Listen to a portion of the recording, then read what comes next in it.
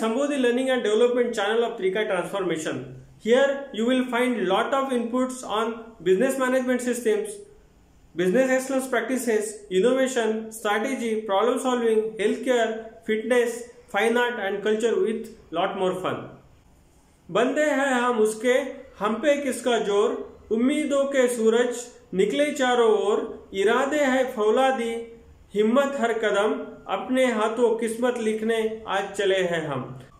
Thanks to all viewers and subscribers for your valuable comments and likes to previous videos. We request new viewers and subscribers to see our previous video in series on business is all about managing risk and not taking risks. Going forward, today we are going to explain you about the risk management principles and its integration with the risk management framework and processes. The core principle that drives the decision making for prioritizing and mitigating risks are likely embedded deep in most risk managers' brains. But as with many other bits of knowledge, a review of the basic can be both reinforcing and refreshing. Our day-to-day work keeps us so busy, we may not have the opportunity to provide basic education to organization leaders, members of our department and staff about exactly what risk management is. Reinforcing these principles can help demonstrate how a robust risk management program supports achievement of the organization's mission and vision. Certain core principles have been developed in order to ensure the implementation of effective risk management processes. There are 11 risk management principles developed by the International Standards of Organization and the Project Management Body of Knowledge. These 11 risk management principles demands mandate and commitment from the top management. This is the general relationship established with the risk management principles, framework and processes.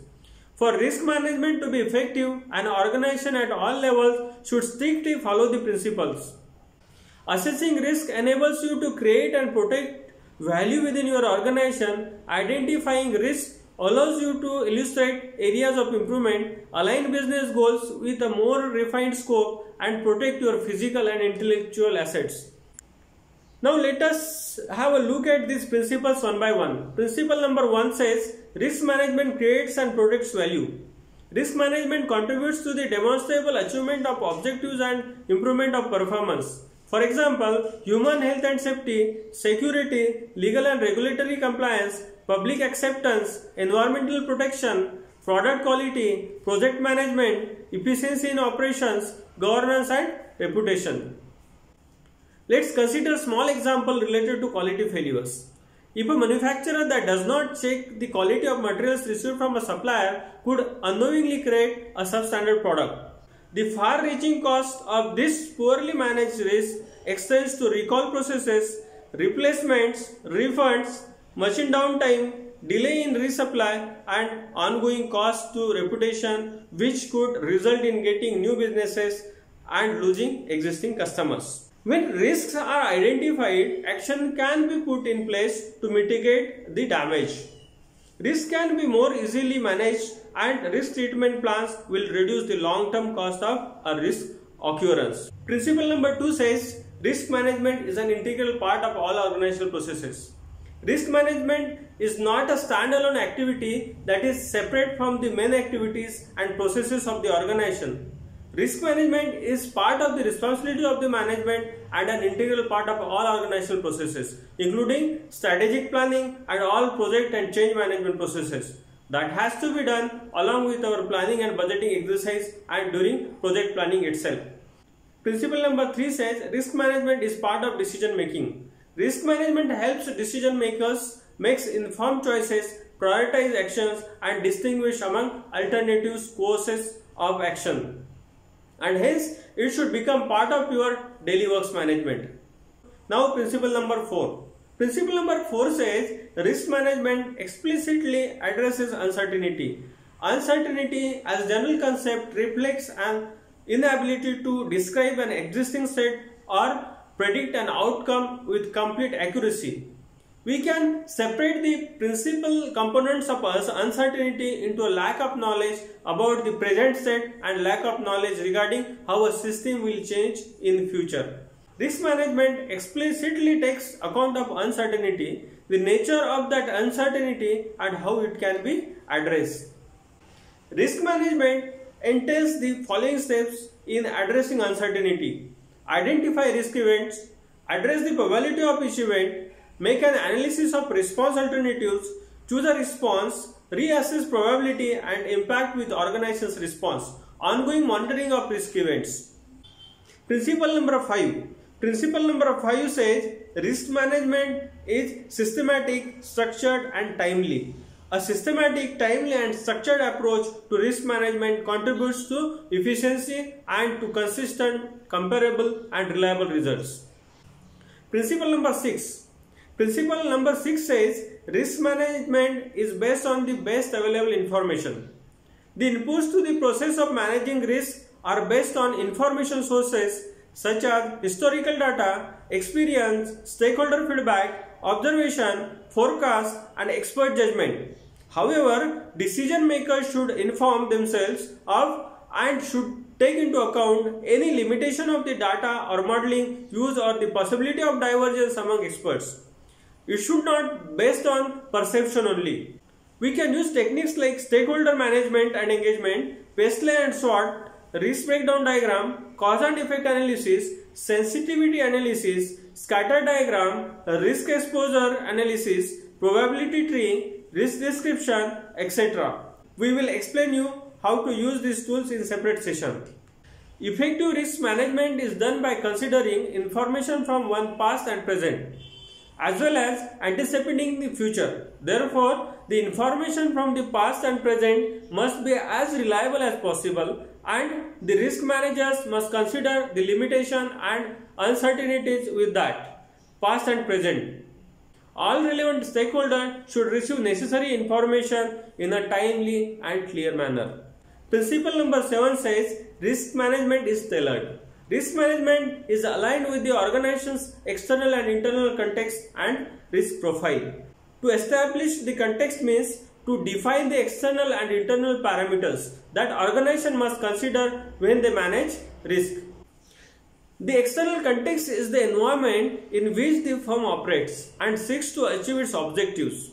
Consideration should be given to the following inputs as they relate to the business: social, regulatory, legislative, cultural, competitive, financial and political environment, including strength, weakness, opportunities and threats, relationship with perceptions and values of external stakeholders such as clients.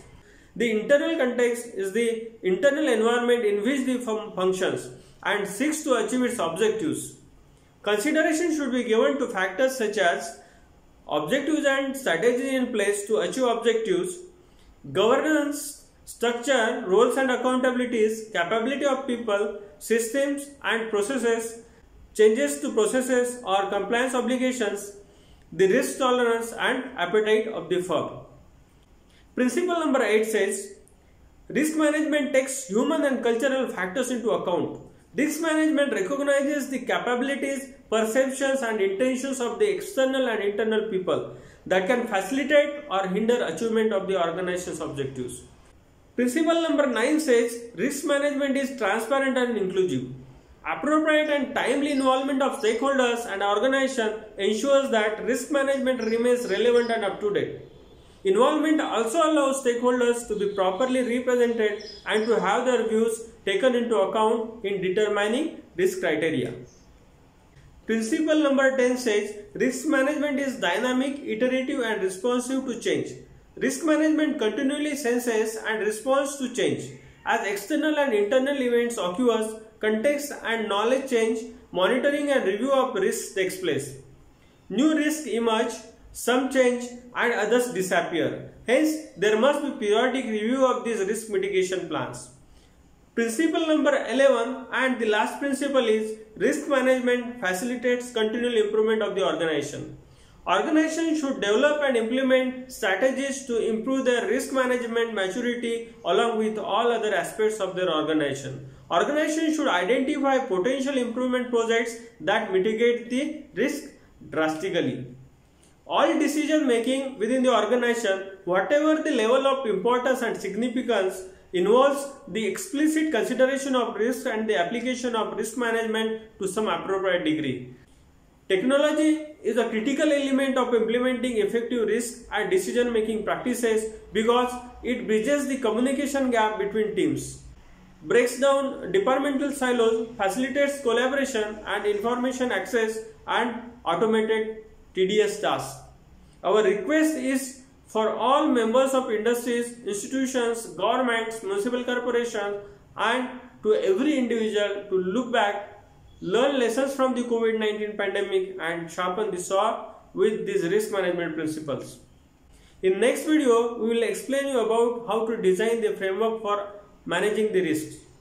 Risk management framework is the essential building block. It is the set of components that provides the foundation and organizational arrangements in terms of plans, relationships, accountabilities, resources, processes, and activities for designing, implementing, monitoring, reviewing, and continually improving risk management during the business inception, project stage, and during the business operations. These 11 risk management principles will serve as the guideline, method, logic, and design and implementation for the risk management framework and its processes. That risk you are afraid to take could be the one that change your life. Please do subscribe our channel.